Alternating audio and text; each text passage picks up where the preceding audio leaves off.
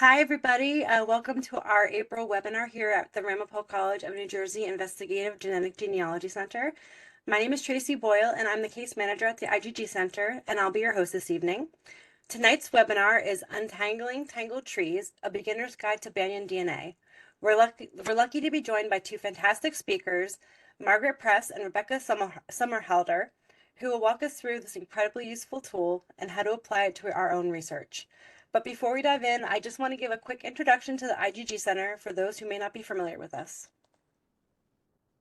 So the Ramapo College IGG Center is one of the first of its kind, combining casework, education, and research to support the ethical use of investigative genetic genealogy. We provide pro bono services to law enforcement agencies for IGG cases, offer a 15-week online certificate program, and an in-person undergraduate workshop for students and aspiring practitioners, and we're always working on research to help expand the field and further the pursuit of justice. Also, a quick reminder, tickets are still available for RIG 2025, which is our annual conference happening June 27th through 29th on the college campus in Mahwah, New Jersey. It's 3 days of learning, collaboration, and connecting with others in the field. We've got a great lineup this year, and you won't want to miss it, so make sure that you register if you want to go. Registration closes on April 30th, so make sure to grab your tickets soon. I put up a QR code in case anybody is interested in getting tickets. Otherwise, you can check out our website, ramapo.edu/IGG, and you'll see the information about RIG there. And then we're just about getting ready to start, but before we do, I just want to go over a couple of quick housekeeping notes, especially for anyone who might be new to WebEx. Please use the Q&A function to send in your questions throughout the session. It helps us to stay organized and make sure that nothing gets missed, especially since the chat can get really chatty. You'll notice that there's two separate sections. One says chat and then one says Q&A. So the Q&A section is where you're going to want to post your questions. I'll be monitoring them throughout the webinar, and then I'll be asking them at the end. So feel free to drop your questions in the Q&A, and then I will ask the panelists the question that you have at the end of the presentation. Also, just a quick heads up, I know that some of you were here when Karen mentioned it, but only panelists can unmute, and so everyone else will stay muted during the presentation just to keep things running smoothly. Okay, and so now we have all of that out of the way. I'm excited to introduce our two amazing speakers for tonight. Margaret Press, AIGG, PhD, is a co-founder of BanyanDNA, a novel online genetic genealogy tool for analyzing complex trees, which launched in February 2024. Since then, she has worked extensively with users of BanyanDNA, exploring techniques with the tool and helping them resolve research questions. Margaret also co-founded DNA Doe Project in 2017, a nonprofit corporation dedicated to identifying human remains through investigative genetic genealogy. She also serves on the Investigative Genetic Genealogy Accreditation Board, and additionally is a founding member of DNA Justice Foundation, a nonprofit DNA database created specifically for IGG purposes. And we also have Rebecca Somerhalder, is a team leader and IGG practitioner with the DNA Doe Project since 2019. Her passion for genealogical research began with inspiration from her grandmother, and that led her to complete the Boston University certificate program. She's particularly skilled in Hispanic genealogy and has guided several teams to successful Doe identifications. I believe there might have actually been one a couple nights ago. Rebecca enjoys sharing her knowledge about several of the tools used in IGG research and has taught 2 practicum courses for the DNA Doe Project in 2024 and 2025. Please join me in giving them a warm welcome, and thank you both for taking the time to be here this evening. I'll be back at the end to help with the Q&A, but for now, I'll stop sharing my screen and let you two take it from here. So let me just stop this really quick. And then you guys are ready to go. Great. Okay, thank you. I just need to find the right screen here. Can everyone see the title screen? Okay, I'm going to take the, I can't hear because my audio, anyway, I apologize for the messy office, but somehow my settings got a little bit challenging for me. But anyway, I do want to thank Tracy and Karen for having us both. It's really a great pleasure to be here. And everyone, feel free to log on to BanyanDNA.com and click on the Launch app. You can follow along with us even without any kind of an account at all. So starting out, I just want to Margaret, explain first of all what Banyan. the screen is still showing. Sorry? The screen is still showing Margaret Press is sharing content. We're not actually seeing the content yet. Oh no, really? Yeah, it just has like the little message saying Margaret Press is starting to share content, but it hasn't actually loaded. Oh, there it goes. So Okay, now it's there, but it's on your second slide. okay, so you see the animated Banyan Yes. slide there? Okay, so this may be slow loading up. Maybe I should turn off my video. Maybe that would help. We'll see how it goes. Hopefully it'll continue now. As long as you can see this slide, I'll just explain a little bit about what Banyan is. So Banyan is actually three things. It's an intuitive and quick way to build any tree, showing only what you want to see and the way you want to see it. It allows a multitude of visualization options, filtering, highlighting, coloring that help you detect patterns that you might have otherwise missed and focused on the ones that you've actually identified. And some of those you're going to see today.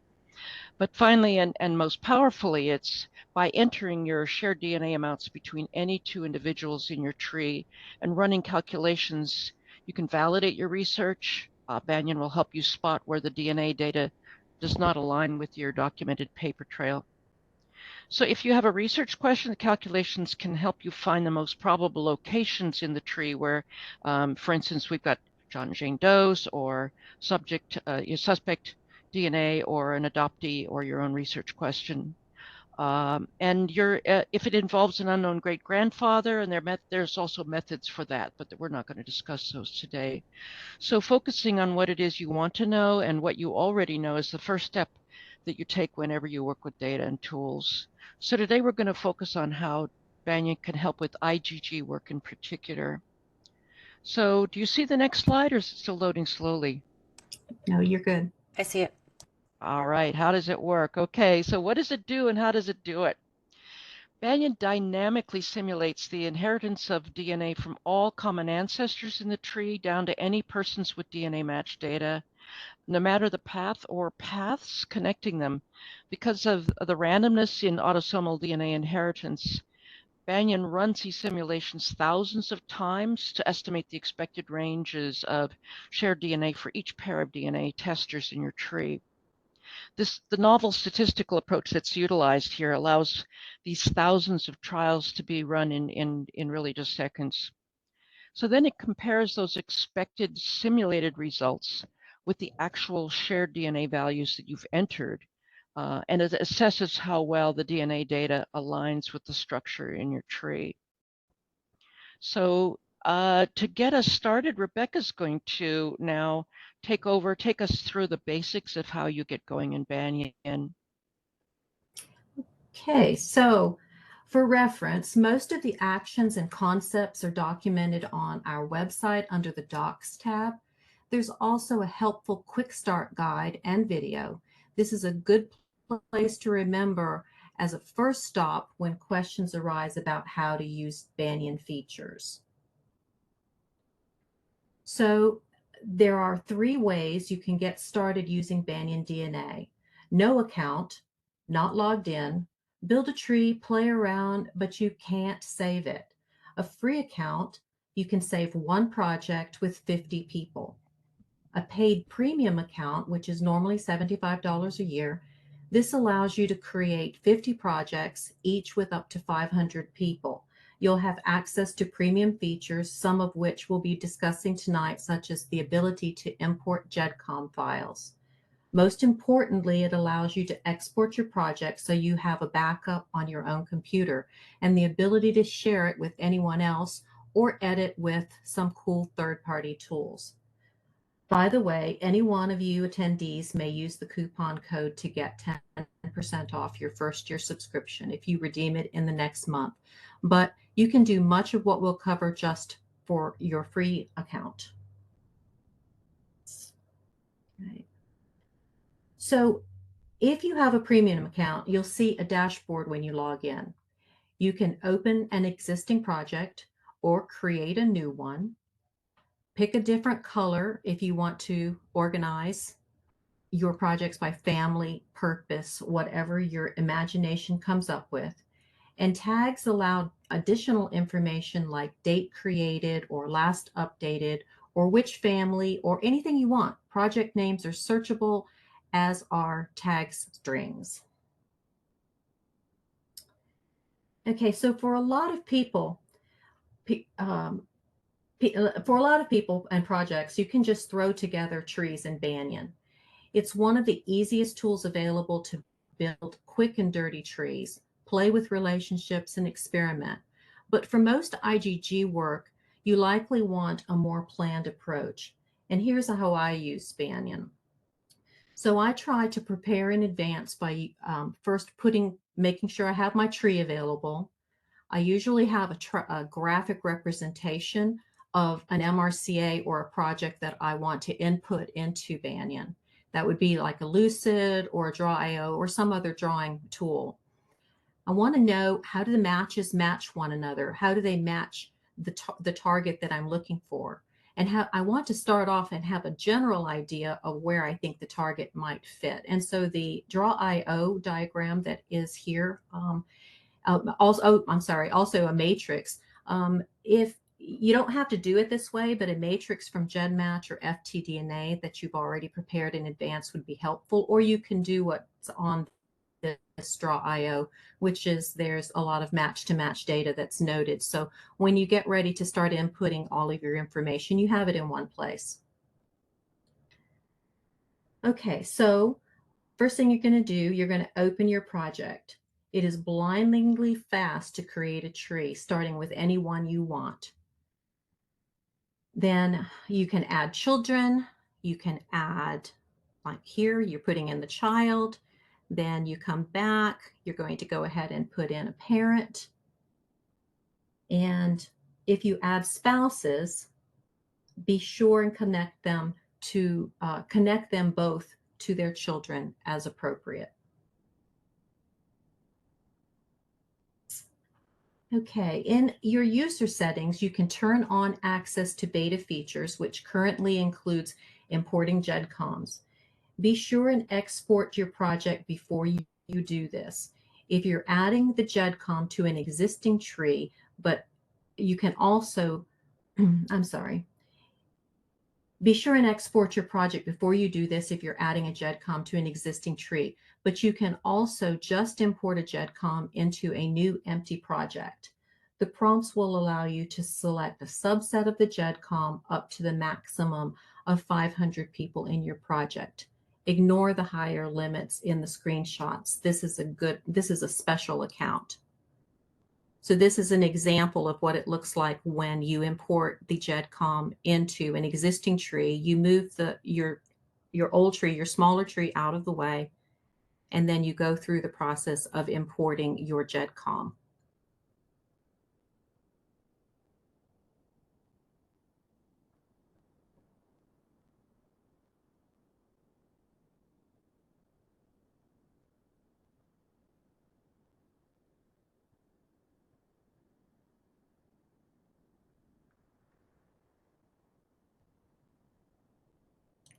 Okay, so it just plops it into the middle, and you're having to move things around, but it saves a lot of time in the import process and putting in the data.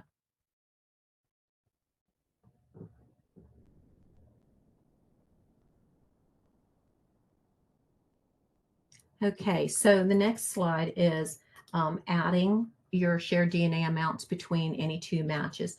Now that you have a tree started, you can go back to your match-to-match data you've assembled. Last summer, we all got a huge boost when Ancestry released the Pro Tools Enhanced Matching. For the first time, the biggest database we use finally gave us the data we needed to determine how our matches might be related to each other.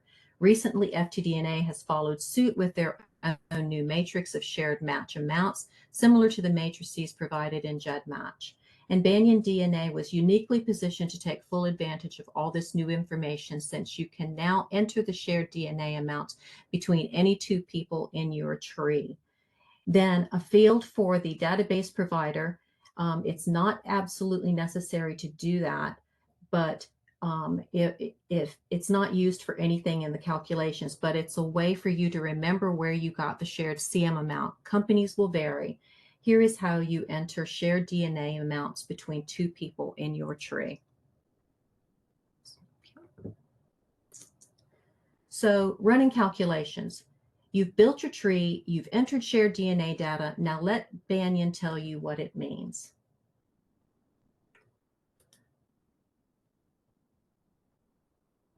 Okay. So here's an example of a validation calculation where all your match-to-match data is taken into consideration and the overall goodness of fit of your tree is determined.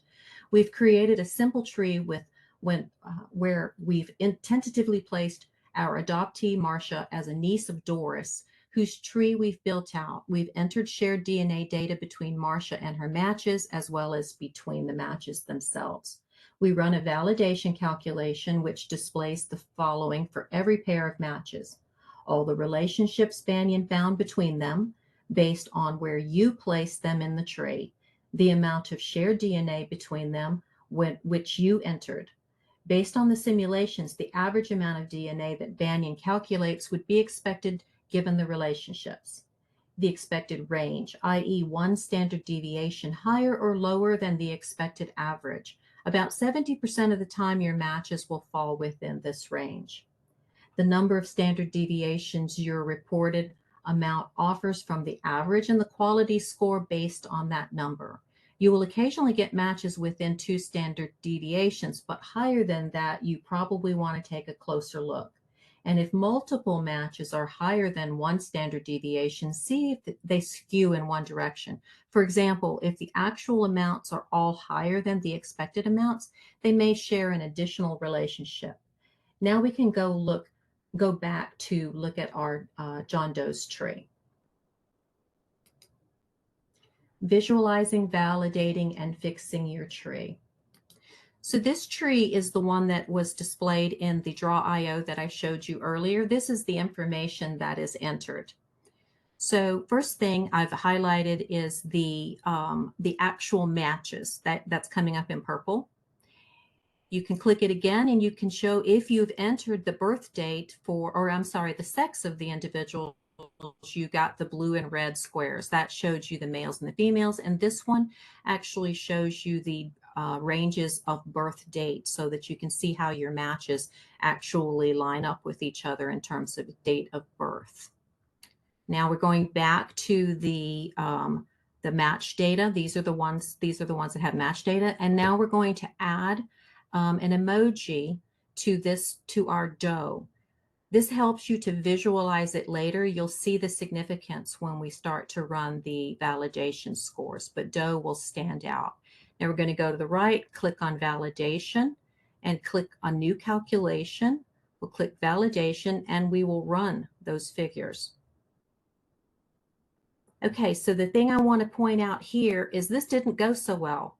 You can see that we have at least 4 matches that are over the 2 standard deviations. So here's how easy it is to go back and make an adjustment.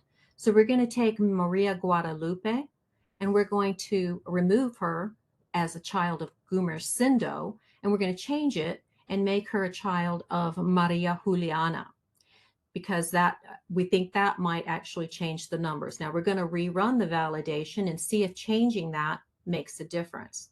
So you go back, you run the validation, it's calculating, and you will see that, yes, the validation scores look much better. We clicked on the number of deviations, double-clicked it, and actually reordered the standard deviations. And you can see we now only have 2 individuals that we need to go back and look at and potentially see if we need to make a change. And you can see how doe stands out in your calculations. You can see your doe to the match data much more easily with adding the emojis. Okay. So other tree visualization tips. All right, so tree positioning and branch moving. One of the questions that's asked a lot is, can I move a whole line? And yes, you can. On a Mac, you go to a command and you grab the match and you can move the entire line up or down. I think on a PC, I think it's Alt. Click on the match that you're looking at, or the person in the tree that you're looking at. You can move the whole family line. Okay. And then another feature is focus mode. And you can see where the cursor is. You're clicking on lineage or families. If you click on lineage, you can see just the family line from generation to generation to generation. And if you click on family, you're only going to see the nuclear family of that particular individual. So that's a really cool feature. Now it comes into handy in the next slide where you've imported this gigantic GEDCOM and it looks like a big mass of tangled spaghetti. But by using that focus method, you're able to actually click on a lineage and see where that lineage is, and you can actually move things around and start to clean this up so that you know exactly what you're looking at.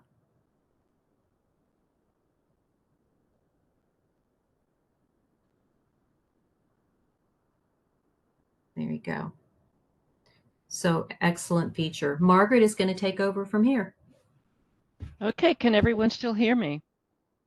Yes. Yep. Okay, because I can't see anybody.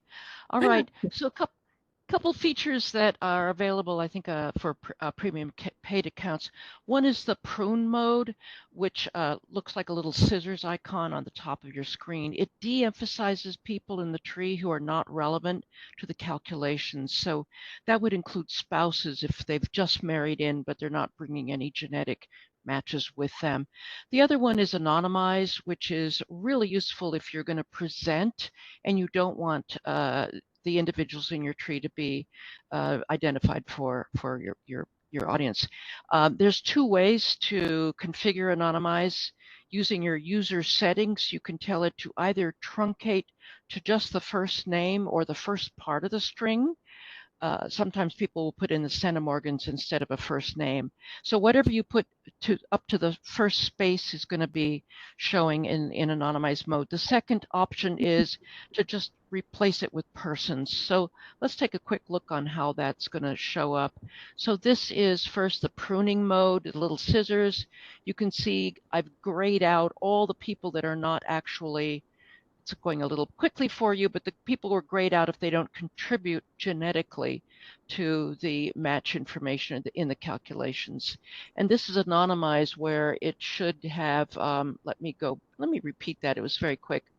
So again, the scissors is going to show you pruning mode. I'll just pause here and see.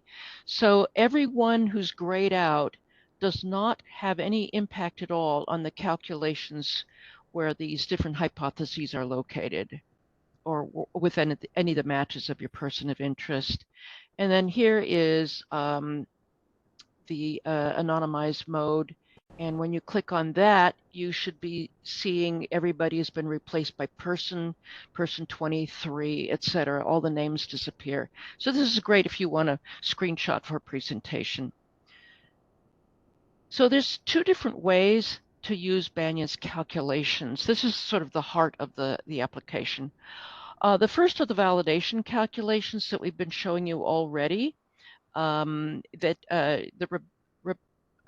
had in her examples. These are used to check your known tree structure against your match-to-match shared DNA amounts.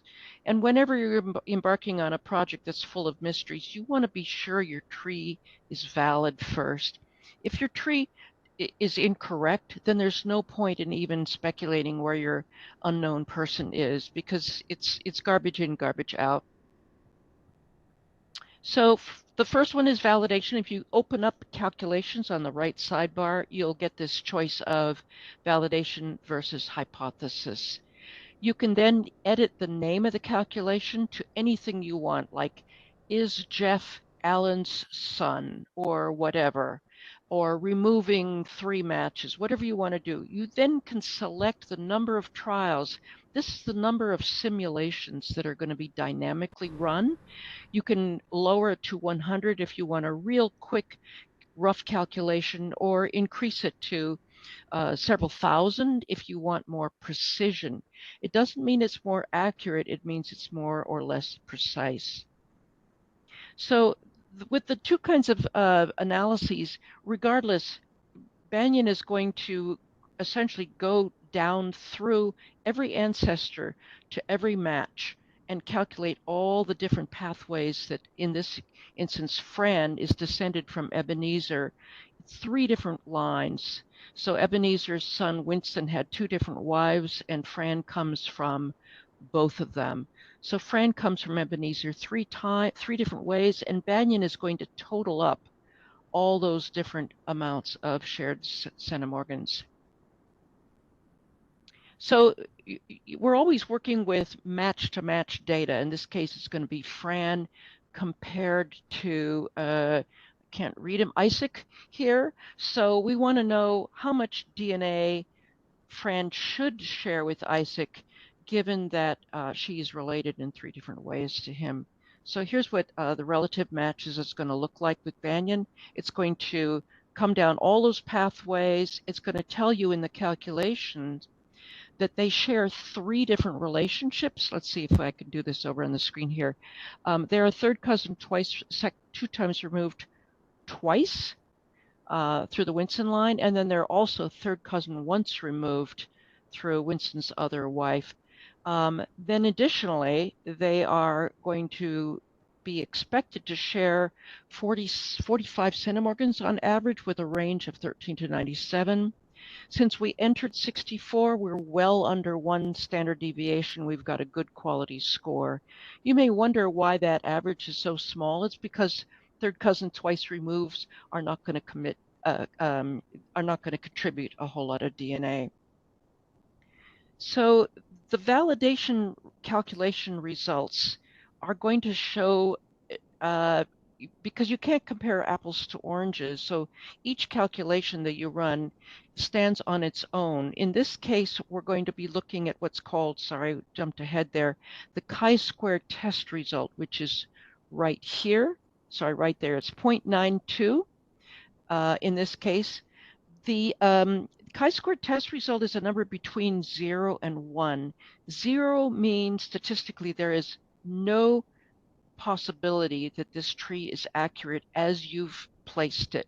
So there's likely a problem in one of the matches in your tree, or one of the lines is just completely wrong. So greater than 0 means the tree is possible. Our documentation section on the calculations gives more detail on how to interpret these values, but in general, the closer to 1, the better. Although 1 does not mean correct necessarily, nor does 0.05 necessarily mean bad. You really need to drill down, always drill down, open up the calculation and see what you can learn from all the specific match-to-match data. And in this case, they're all in the green. They're all less than 1 standard deviation. So we've got a pretty good tree here. So the other kind of calculation that we use Banyan for is to assess various hypotheses for where what we call a person of interest might be located in an otherwise known tree. So this is what you are used to doing with Watto, for example, where you place hypotheses in various places in the tree. So a person of interest, as we use the term here, is usually going to be your research question, but it's always going to be someone who is tested, for whom you have shared DNA amounts with a number of matches in the tree. They could be an adoptee or a suspect or a doe.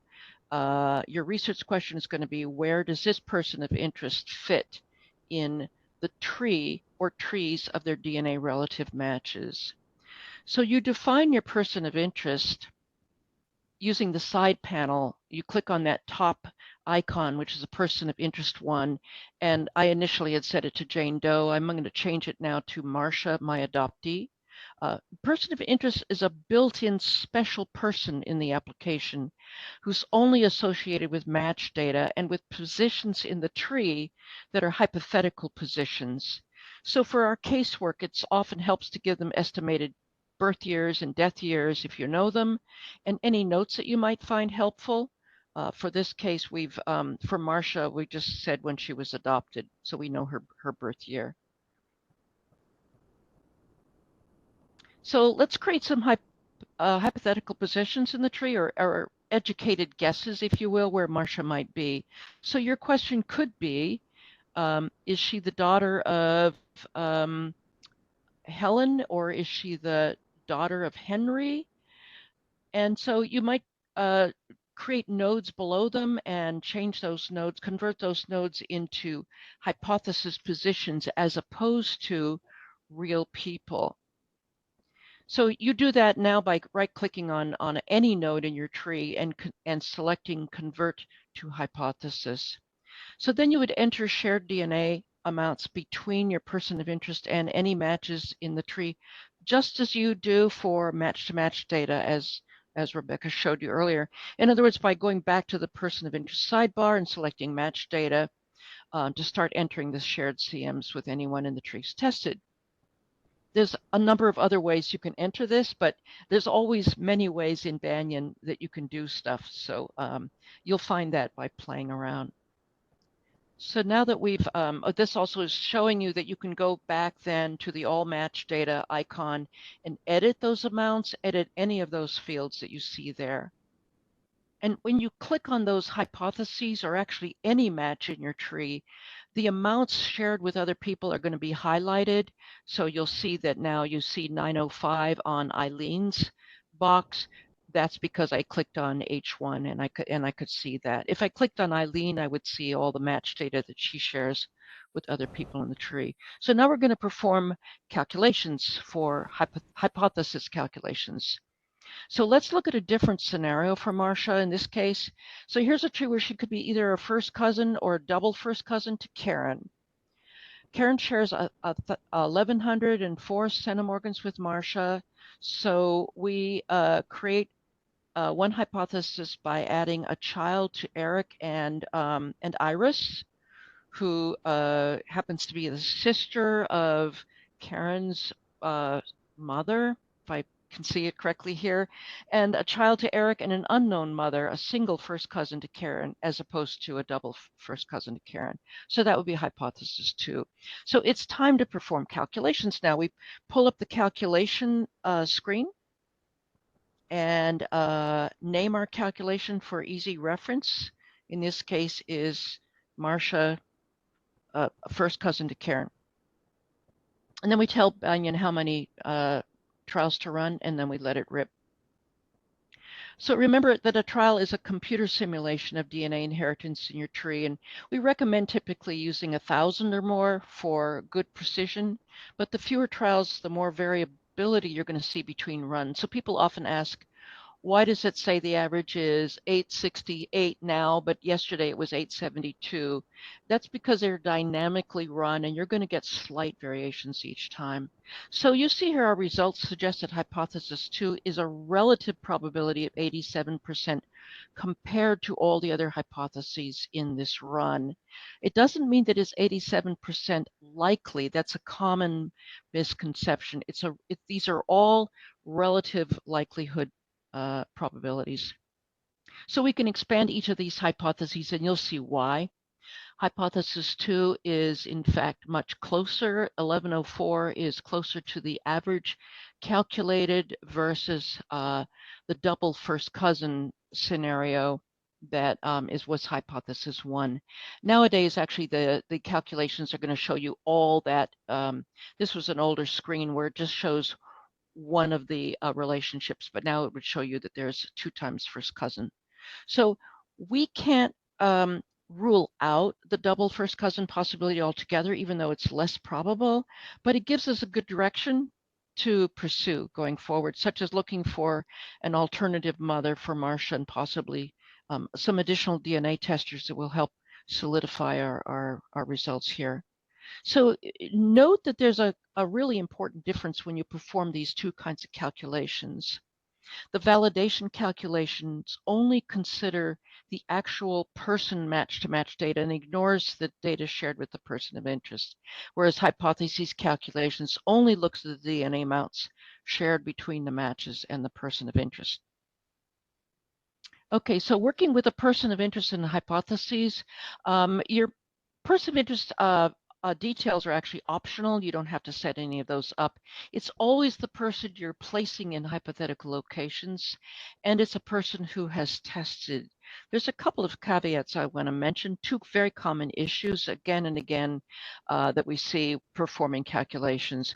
One is not connecting all the links in your genetic pathways, and not imagining enough possibilities for placing your subject or person of interest. So let me show you real quickly what I mean here. So you run a calculation, you've got Gus and Pamela, this is a validation, and you think they should be half siblings to each other. They both share Clive as a father, but they have different mothers. But when you run the calculation, it says that there's no relationship, even though you entered 1681 centimorgans, and that's because you didn't have them connected to Clive. Let me go back and show you that really quickly. So you see in the tree, I've got them both connected to their mothers, but not to their father, Clive. So now we want to use the laser beam is the quickest way to connect Clive to both. You can also go into their panels and enter that information in a different way. If I rerun the calculation now, it's a beautiful thing. It now shows that they should be half siblings, and it's absolutely in keeping with the amount of shared centimorgans. So this is a very common issue that comes up, and it's very easy to fix. So the second thing that comes up a lot is it's a less obvious, namely that you're assuming a hypothesis with 100% probability is the correct one. And here's an example of where our unknown shares 568 with Winnie. This is a new adoptee, Adele. With that amount, we're going to guess that she might be a first cousin or a niece to Winnie. Running a hypothesis calculation, we see that Banyan strongly favors hypothesis 1. And if we open it up, we'll actually see why. Hypothesis 1 is closer. It's more than a standard deviation, but it's a lot closer than hypothesis 2. But even though that sounds great, we need to make sure that we've actually considered all the reasonable spots that she might be. If you can't think of them all, then head on over to Watto, our good friend Watto, where Watto, if you enter these people, will suggest other places that you might want to consider. For example, a child of hypothesis 1. So let's rerun the calculation now, and we see that hypothesis 3, the new location, is now strongly favored, and hypothesis 1 went from being 100% down to 16% or whatever. So you see that we're not done yet, because it could be that 3 is not the only one to consider, but again, it's going to guide us in our further work. So real quickly, because I don't know how much time we have left, we almost always in our casework are going to deal with union couples. We hope that ultimately we're going to find them. So they're going to arise because we've got these genetic groups that are unrelated to each other, of course, where we have close matches from each one, but they don't in fact share match from one group to the other. So at some point, we're hoping that we're going to be able to join these two genetic groups as the parents, ideally, if we have different parent sides, or at least the grandparents of our person of interest. But there's no record of a marriage, so we instead have to speculate between some of these. So we have multiple mysteries to solve. So we can use Banyan to create these speculative unions in our tree, and the tool can show us how our different hypotheses fare with different union couple scenarios. So here's how we often start. We've got these different groups. We've got Kyle sharing with Marcia, and we've got Alma sharing with Marcia. You'll see that Kyle shares 900 and Alma shares 419. Let me just go back so you can see the tree again. But I don't know how those different genetic groups connect to each other, only that I share with both, Marcia shares with both, but Kyle and Alma don't share anything with each other. So with that degree of closeness, they really should, unless they were on opposite parent sides. So let's postulate where Marcia could be in each of these trees and run a calculation. So we're going to try connecting them. So this is first showing the calculation if we run it without connecting the tree.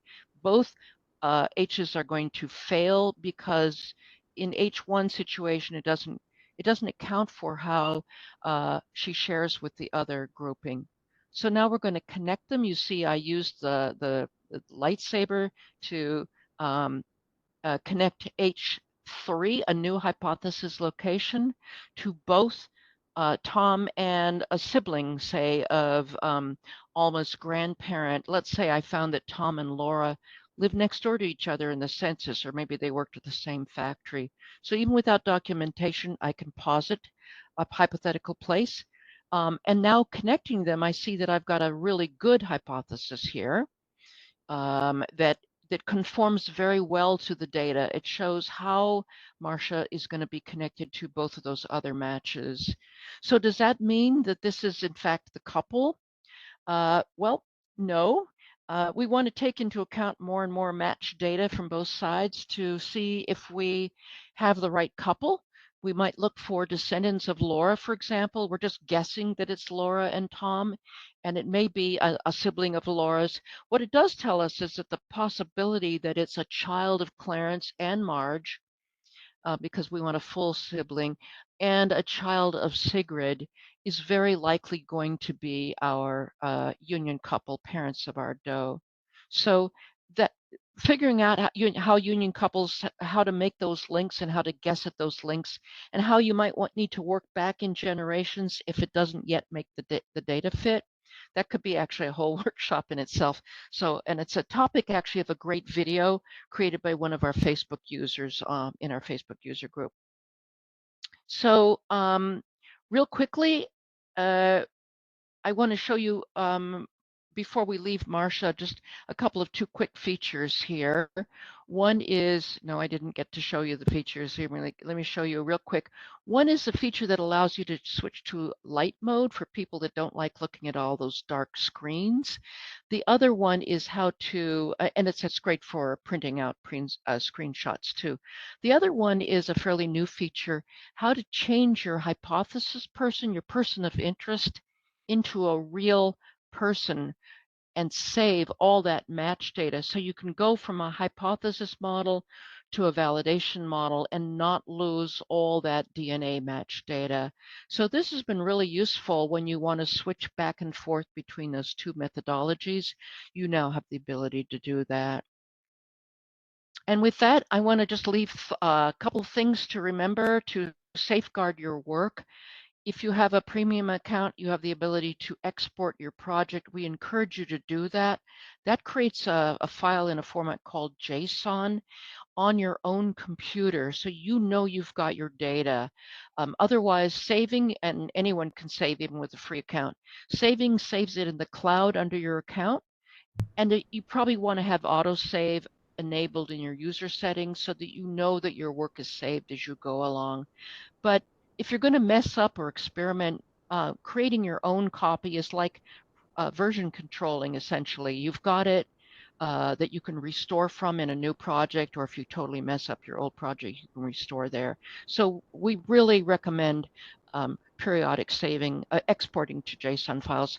Never import a project into an existing project. It will overwrite what's already there. Unlike the GEDCOM example that we showed you, you got to be really careful with projects. There is a third-party tool that allows you to combine projects. Stephen Voles, one of our users, created that. You can then import the combined JSON into a new project. So check that out when you're ready to work with separate projects and then combine them into one. And a lot of people are doing that now.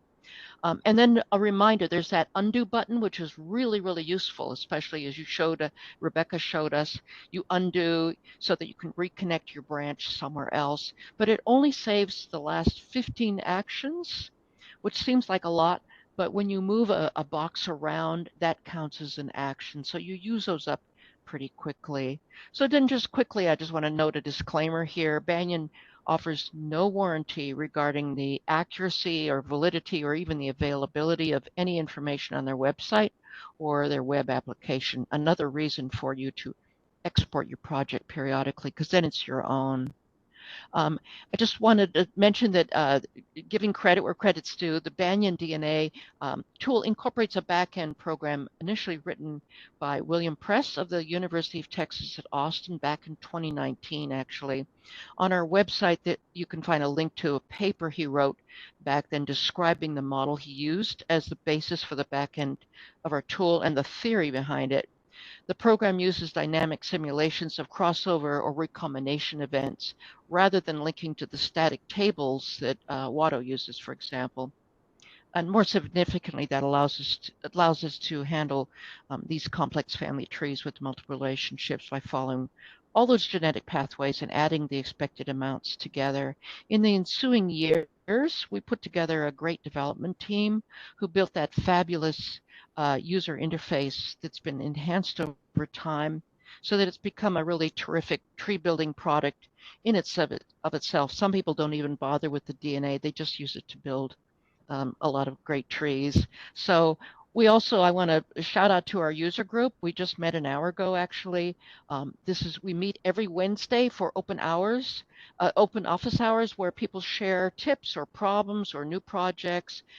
Sometimes our developers will drop in, announce new enhancements, or take recommendations from the group. We have on the Facebook page new release announcements there, tips of the day, wonderful videos produced by some of our users, and then so follow us. You can follow us on LinkedIn, which isn't very active, but our Facebook group definitely is. So the user group in particular. Here's a QR code. Don't forget the coupon if you decide you want to sign up for an account. And now I think we have a little time for questions. Yes, thank you guys so much. I've seen a couple of presentations and I learn something new every time. So we appreciate you coming and sharing your knowledge with us. So there are a few questions. I know Brian told me not to ask this question, but I'm going to ask it anyway because I think it's kind of interesting. I never actually thought of a use like this for it. So it said, if it had not been addressed in the presentation, are there plans to allow for a group hypothesis whereby the subjects and descendants can be placed in multiple places at once to test? Thinking of cases where you're trying to find, like, for instance, the grandpa's birth father, and you have several of grandpa's descendants tested, but not grandpa. Yes, great question. Terrific question. That is the most common project research question people have. That is why we started moving away from the hypothesis model, unless you're trying to solve an adoptee directly, to the validation model, where you create that whole line and put in all the match data, everybody below grandpa, everybody below great grandpa, whatever, and you can then move that whole branch together. So put in everybody you know, where you think grandpa's going to be, or great grandparents are going to be, do a validation run, move that whole branch using that Alt key or the command on the Mac, and put that whole branch in a different place. Actually, Rebecca did that in one of her examples. She moved the mother or the grandmother of somebody. I think it was a validation calculation she was running. She disconnected it from one place and put it in another.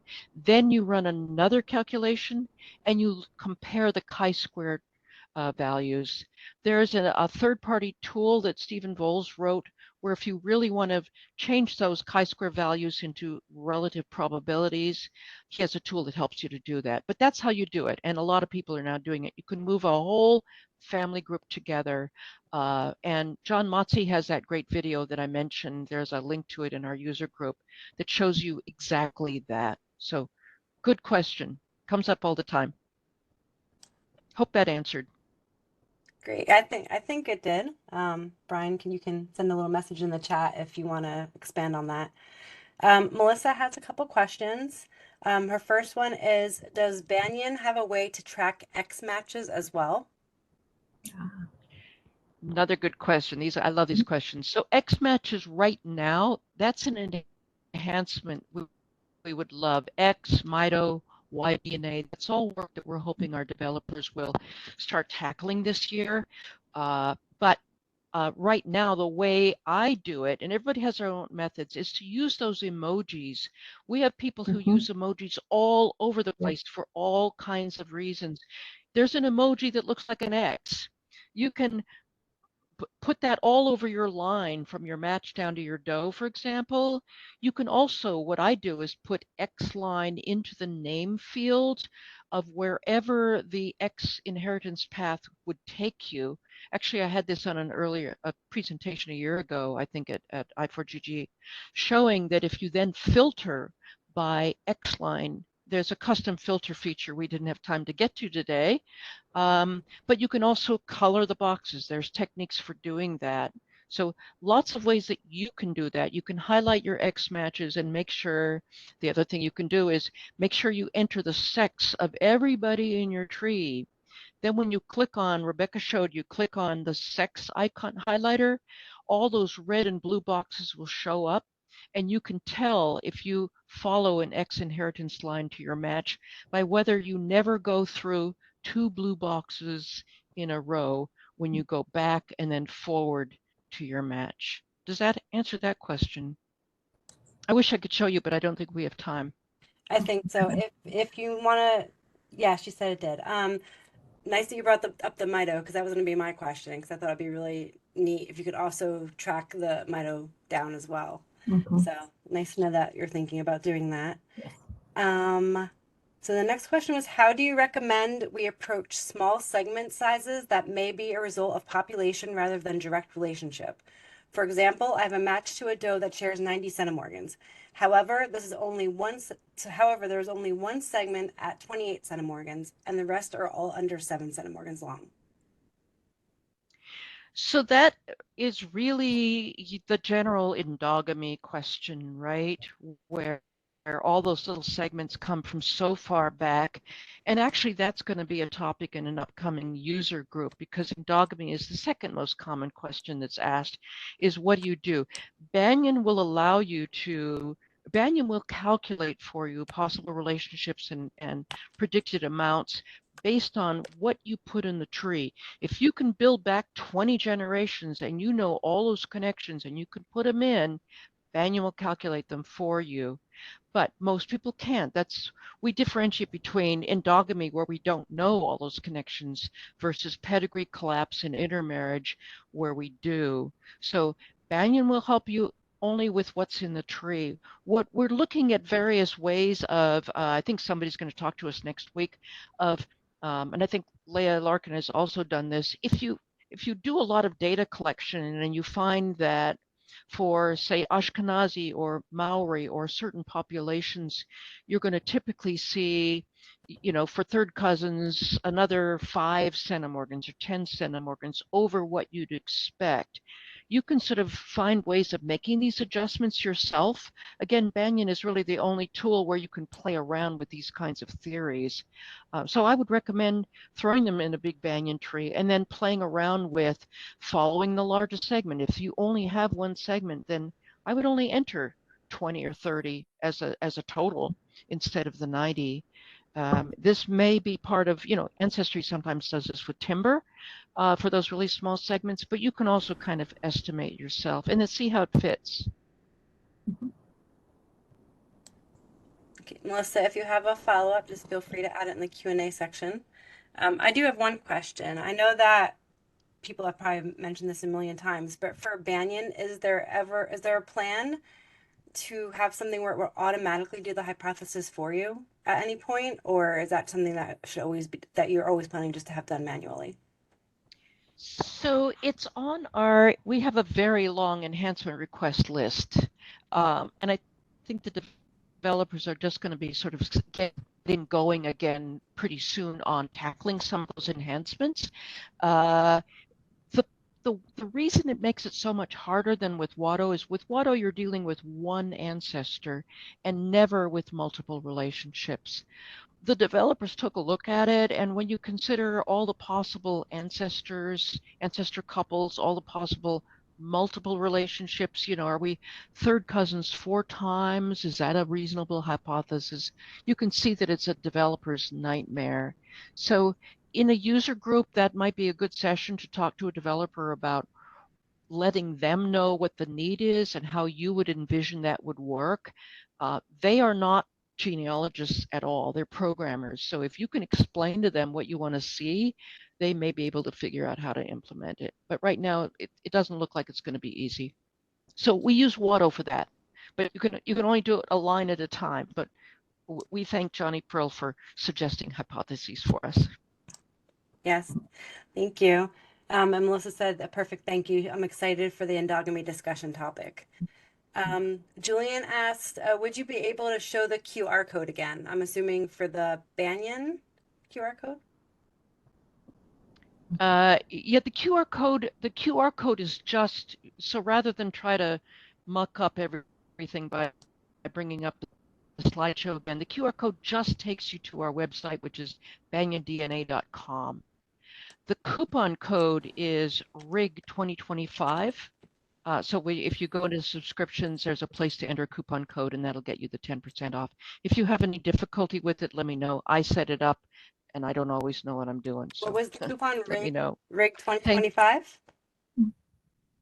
Yes, Yeah. RIG 2025. Mm-hmm. I should put the coupon code in there. We have one more question from Brian. Probability based on birth/death year? Great question again. Not yet.